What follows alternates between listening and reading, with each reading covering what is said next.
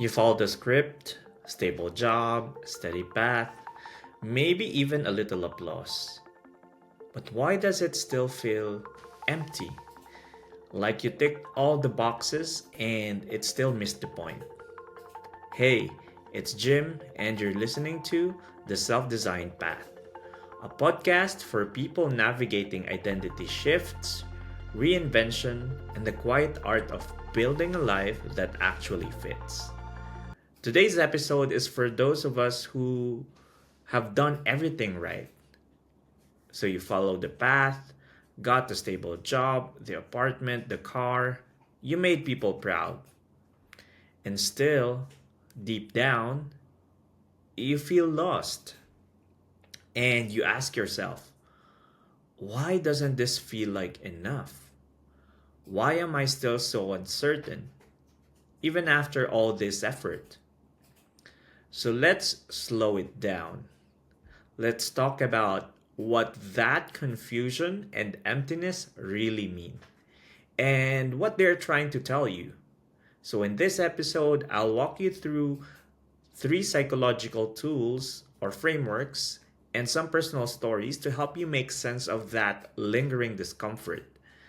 Because once you have the language for it, you stop blaming yourself and start building a life with more clarity and less shame.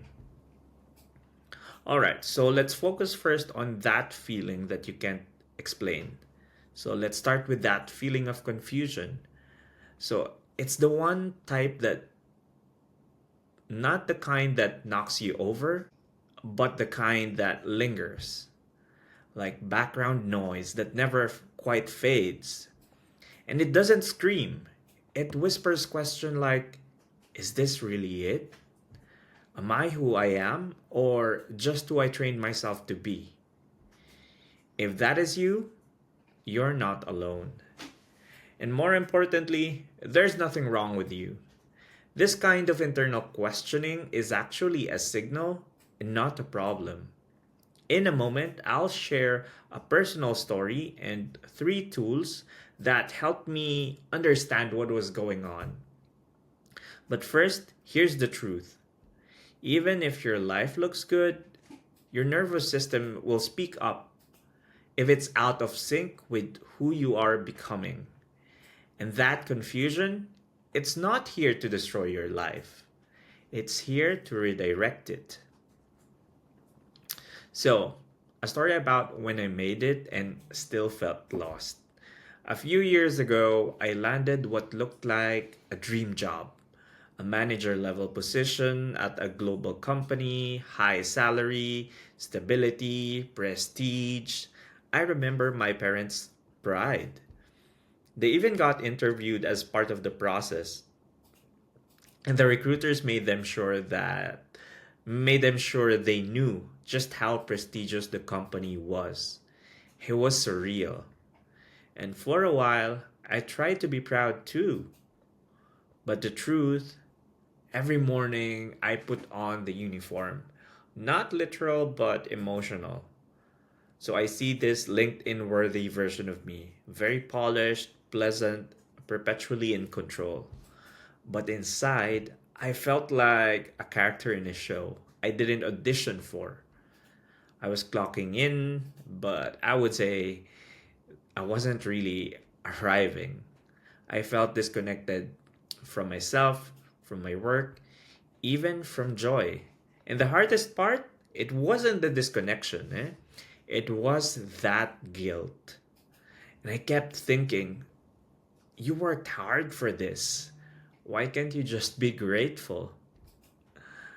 And it was an uneasy feeling. But here's what I've learned since: that feeling has a name, and it has a reason. I wasn't failing, I was just outgrowing a version of my life built on survival, not self trust.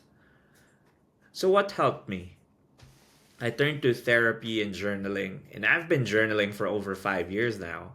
And honestly, it's been one of the most consistent tools for clarity and self connection. So, now let me walk you through three tools or framework that help me understand that inner confusion. And it might help you too. So, tool number one. Wait, before that, these three tools, I'm just gonna put out a disclaimer. They don't make the discomfort vanish, but they do something better. They give it structure. And that structure lets you stop spiraling and start responding with self awareness. All right, the first tool or framework.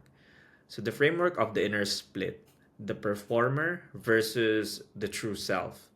We all have different parts that show up in different situations. And one of the most common tensions that we have inside is the performer versus the true self. The performer, it is the part of you that knows how to succeed. So they're impressive, they're adaptable, they're efficient. They've helped you survive in environments where approval and excellence were the only currency. But after a while, the performer becomes default mode. And your true self, and this is the part of you that values joy, authenticity, and inner alignment, this part gets quieter. And that's when the disconnect starts. So your life still looks great, but it doesn't feel like you anymore. So, what's happening beneath the surface? Your brain has practiced a survival script if you've defaulted to the performer self. It says, if I achieve, I am safe. If I please others, I'm worthy. But these beliefs were shaped externally, not internally. So why does this framework helps?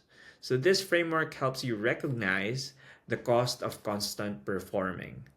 So it's not failure, it's fatigue, it's exhaustion from suppressing who you really are. And you could ask yourself, you could use this journaling prompt that I've used to really distinguish which part is the performer and which one is the true self. So you could ask yourself, what would I choose if I didn't have to perform for anyone? All right, let's move on to number two. The second tool or the second framework is the concept of cognitive dissonance. So, this is when your brain flags misalignment. So, we will get into something a little bit psychological and neurological, which is called the cognitive dissonance. So, it's what happens when your actions and values don't match.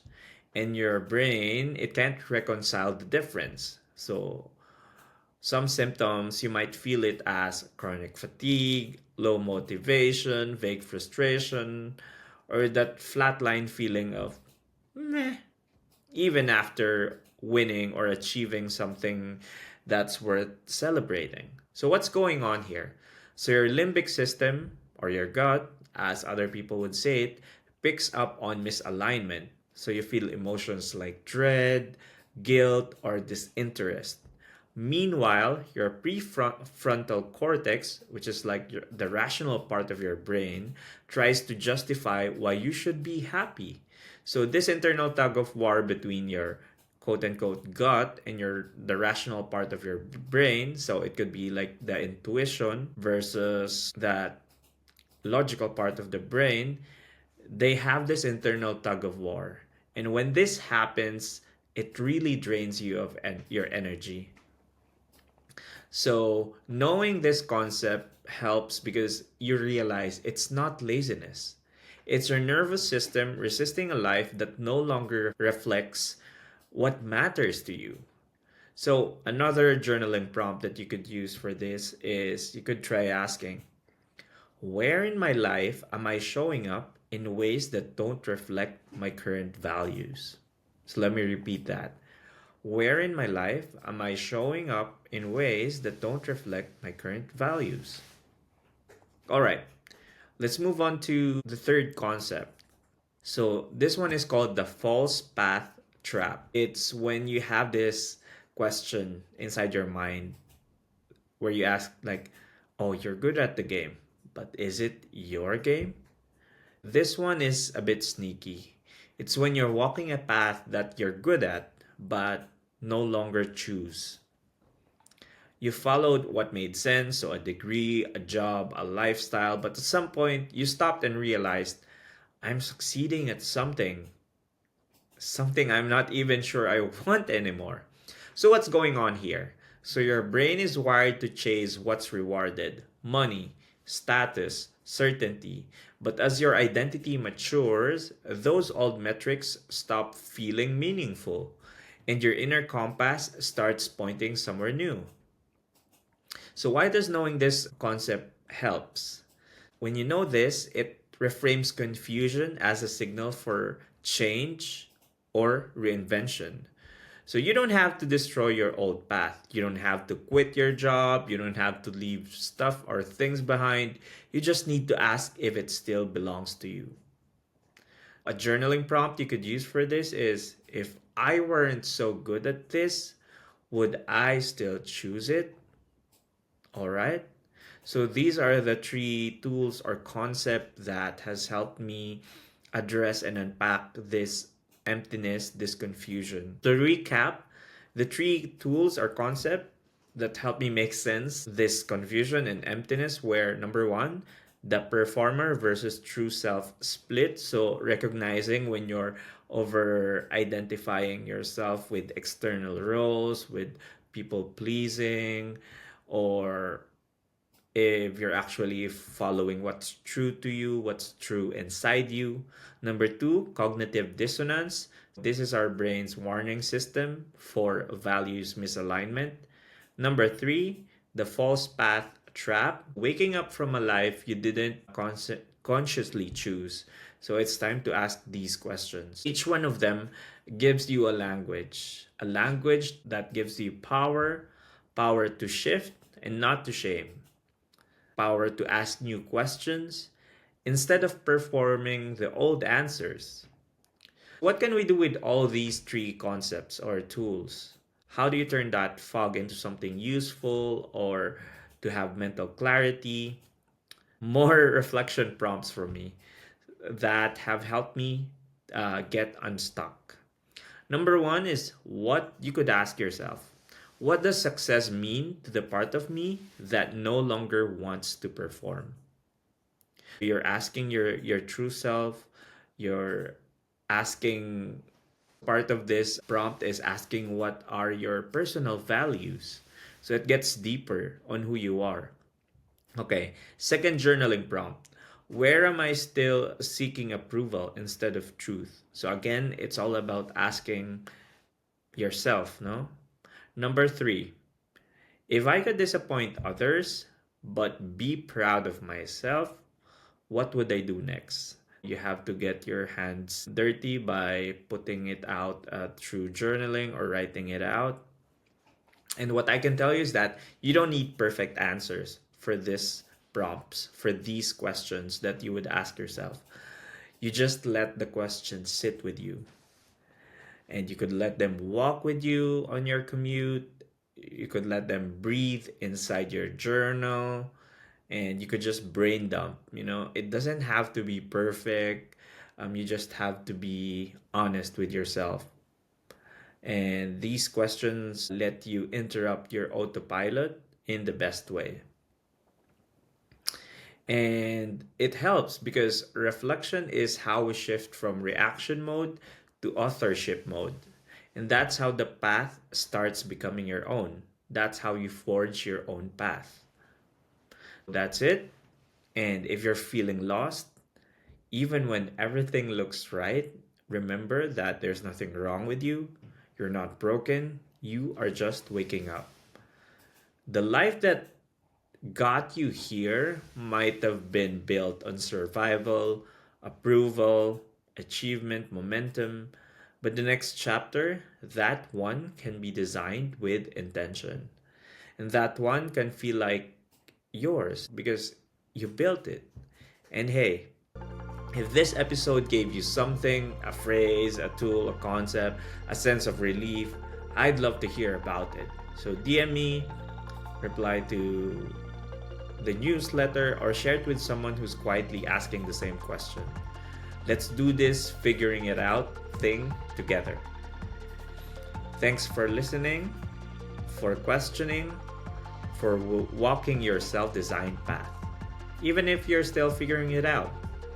And especially if you're still figuring it out. Until next time, stay kind, stay curious, and keep going.